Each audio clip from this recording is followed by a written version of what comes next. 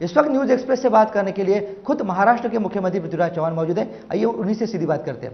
मुख्यमंत्री जी, news express में आपका स्वागत है और बहुत बहुत धन्यवाद, आपने वक्त दिया। प्रधानमंत्री कार्यालय के एक तरह से मुखिया थे, एडमिनिस्ट्रेटिव, पूरे राज्य के मुखिया की तरह अब ये चुनाव आपको लड़ना पड़ेगा।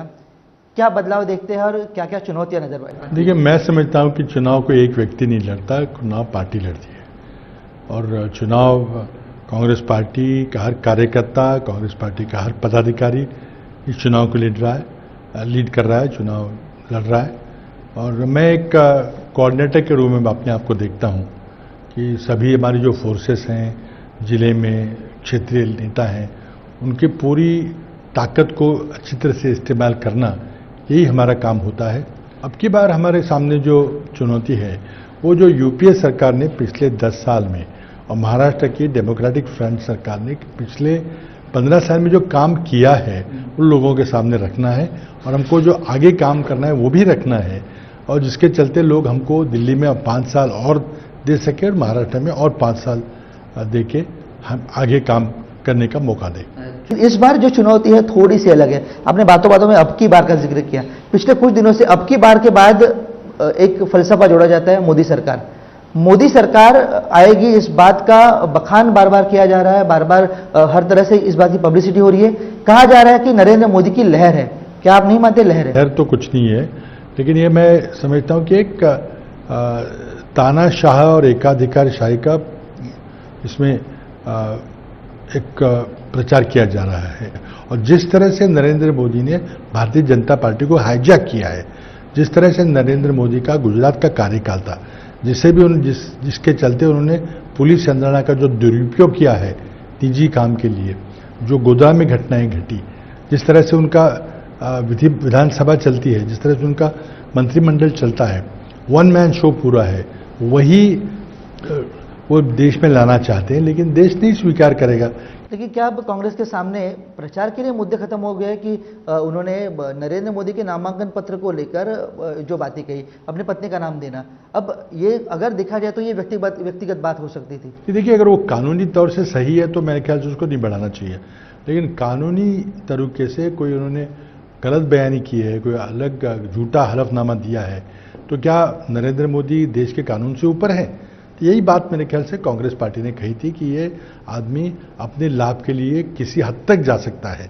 जैसे गुजरात में हमने देखा कि अपने निजी कुछ काम के लिए उन्होंने एसआईटी का उपयोग किया, और जो सत्ता की एक बहुत बड़ी सरकार की एक फोर्स होती है, स्पेशल इन्वेस्टिगेटिव टीम, जो एक जनरली आतंकवाद के खिलाफ लड़ने के लिए बनाई जाती है, उसका उपयोग अगर किसी निजी व्यक्ति को उसका पीछा करने में अगर लगाया हो तो इसका कोई उत्तर तो दे। महाराष्ट्र में चुनाव लड़ते हुए 48 सीटों में कितनी सीटों की उम्मीद आपको है? देखिए, मैंने कभी भी स्पेकुलेशन ऐसे नहीं किया है, कभी भी मैं नहीं करता। मैं सिर्फ इतना ही बताऊंगा कि जो परफॉर्मेंस कांग्रेस और एनसीपी का पिछले चुनाव में यानी 2009 के चुनाव में था, उससे हमारा बेहतर परफॉर्मेंस रहेगा।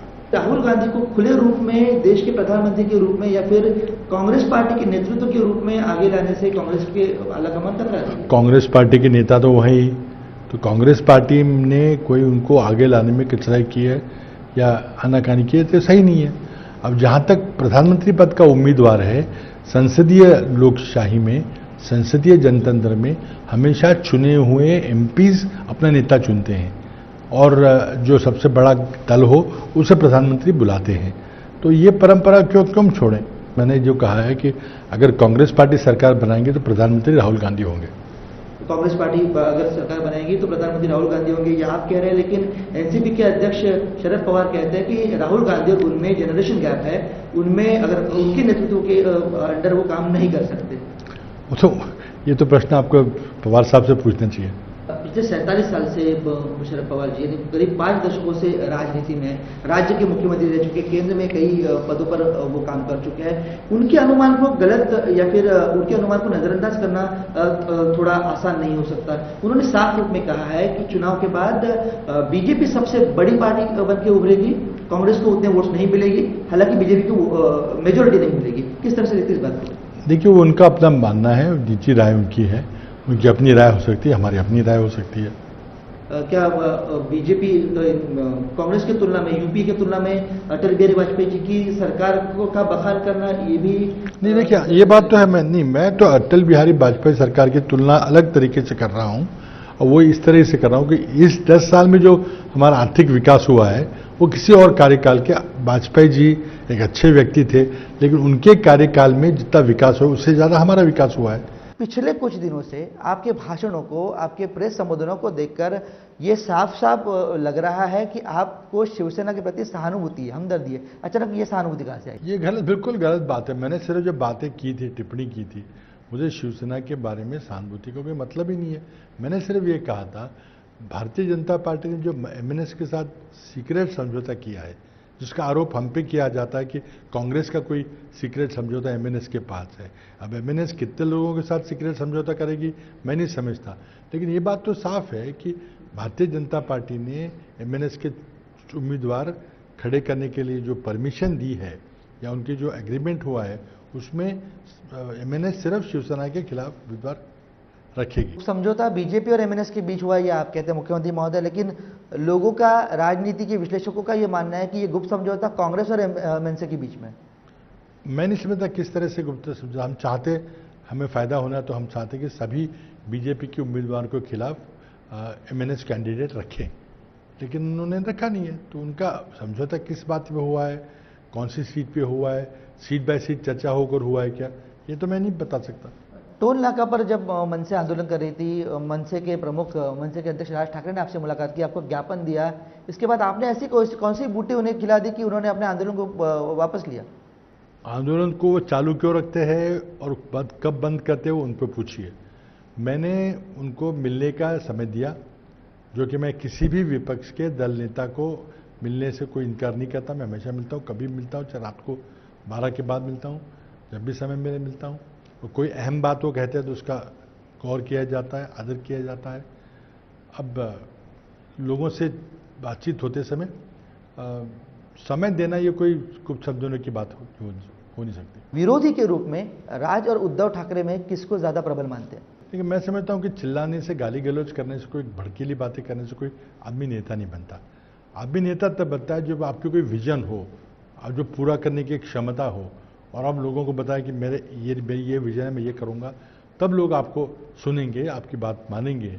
सिर्फ नेगेटिविटी, आलोचना, व्यंग्य कसना, जो नरेंद्र मोदी जो अभी पिछले 6 साल से मैं उनकी रैली देख रहा हूँ, इसके अलावा कुछ नहीं। वो गोल बोल बात करते गुजरात मॉडल की, गोल बोल बात करते मैं ऐसे करूंगा वैसे करूंगा, लेकिन कुछ भी कॉन्क्रीट बात करने से कतराते। जिस तरह से मुलायम सिंह यादव ने बयान दिया, अबू आसिम आजमी ने बयान दिया, क्या इस तरह के बयानों का समर्थन किया जा सकता है कि महिलाओं को भी फांसी पर चढ़ाया जाए, जो इस तरह से? देखिए, महिलाओं की सुरक्षा हमारी प्राथमिकता है, जिसके लिए हमने कानून बनाए हैं, और उस कानून के चलते पहली बार नए कानून के तहत दोषियों को सजा हुई है, फांसी की सजा हुई है।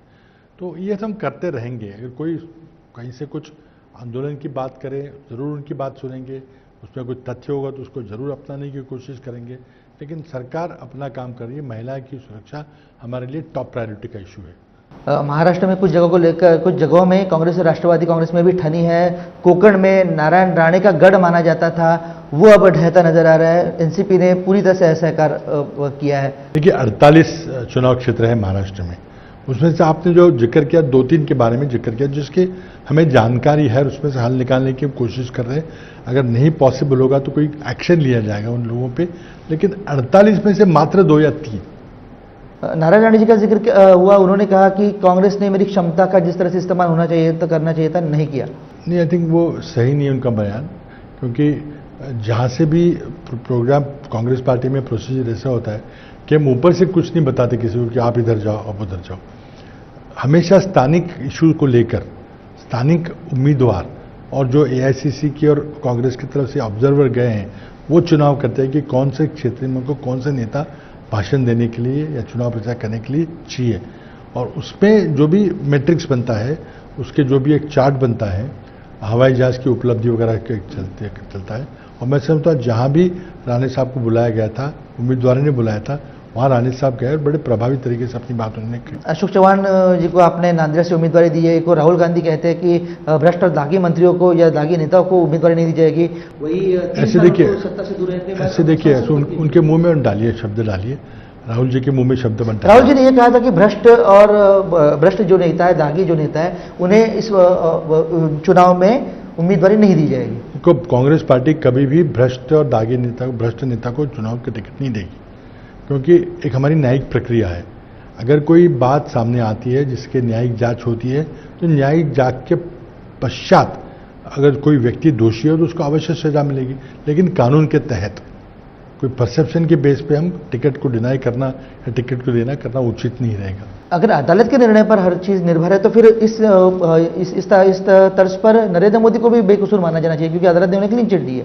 तो अब वो चुनाव लड़ रहे हैं, उनको चुनाव लड़ने से तो किसी ने पाबंदी नहीं की। उन्हें गुजरात दंगों के लिए दोषी माना जाता है, तो अगर अदालत सिर्फ हम नहीं मान रहे हैं, विदेश में जैसे अमेरिका ने जैसे निर्णय लिया कि इस आदमी को हम अपने देश में पैर नहीं रखने देंगे, सिर्फ हमारी बात नहीं, लेने वाली जब देगी तब देखा जाएगा मिलेगा कि नहीं। लेकिन अभी तक तो हालत क्या है कि उनको वीसा न देने का ऐसा कोई राजनेता नियम मेरे ख्याल से होगा जहां पे अमेरिका जैसा देश उसको आने से मना कर रही है। इसका एकमेव कारण क्या है, तो जो उन्होंने गुजरात में जिस तरह से उन्होंने दंगों का नियंत्रण किया है, जिस तरह से हजारों से ऊपर एक ही समुदाय के लोग मरे हैं, उसके चलते अमेरिका जैसा देश भी इस व्यक्ति को आज एक पराया मान रहा है, उस व्यक्ति को कह रहा है कि इस व्यक्ति को हम अपने देश में नहीं आने देंगे। तो ये तो इसका विचार देश की जनता उसकी अवश्य विचार करेगी। कोर्ट की क्लीन चिट मायने नहीं रखती। कोर्ट की क्लीन चिट नहीं मिली है, अभी का अंतिम फैसला नहीं हुआ है। सर, फिलहाल आपके लिए आखिरी सवाल, चुनाव की राजनीति भ्रष्ट होती जा रही है। न्यूज एक्सप्रेस ने इस बात का सनसनीखेज खुलासा किया है। ये बात उन्होंने स्टिंग ऑपरेशन के जरिए लोगों के सामने लाई है, ऑपरेशन लोकसभा के जरिए, कि कई जगह पर फर्जी उम्मीदवार खड़े किए जाते हैं, करोड़ों की डील होती है और पूरा लोकतंत्र जो है वो दांव पर लग गया है। अब मैं समझता हूं कि चुनाव आयोग को भी इस पर ध्यान रखना पड़ेगा और साथ ही में जनता को सतर्क होना पड़ेगा कि कौन सी ऐसी पार्टियां हैं जो डमी उम्मीदवार खरीद के, वोट डिवीजन का थ्रेट करके, ब्लैकमेल करके, पैसे लेकर उम्मीदवार को विड्रॉ करती है या उम्मीदवार लगाती है ताकि किसी को फायदा हो। तो इन बातों पे लोगों को अवश्य विचार करना चाहिए कि क्या ऐसी पार्टियां भारतीय जनतंत्र को खिलखिला या दुबला नहीं कर रही है। न्यूज एक्सप्रेस की इस पहल को लेकर क्या कहेंगे आप, लोगों के सामने लाया? अच्छी बात है, आपने अगर कोई गलत काम को उजागर किया है तो मैं बधाई देना चाहूंगा। न्यूज एक्सप्रेस से बात करके बहुत बहुत धन्यवाद। ये थे महाराष्ट्र के मुख्यमंत्री पृथ्वीराज चव्हाण, जिन्होंने ये माना कि नरेंद्र मोदी एक चुनौती जरूर है, लेकिन वो किसी चुनौती को नजरअंदाज नहीं करेंगे। साथ ही साथ उन्होंने बीजेपी की राजनीति को धर्म के आधार पर लिप्त राजनीति कहा और इनका यह कहना है कि इस बार भी लोकसभा चुनाव में कांग्रेस की नेतृत्व में यूपीए की सरकार आएगी। ये बात और है कि महाराष्ट्र में कांग्रेस को कितनी सीट्स मिलेगी ये उन्होंने नहीं कहा।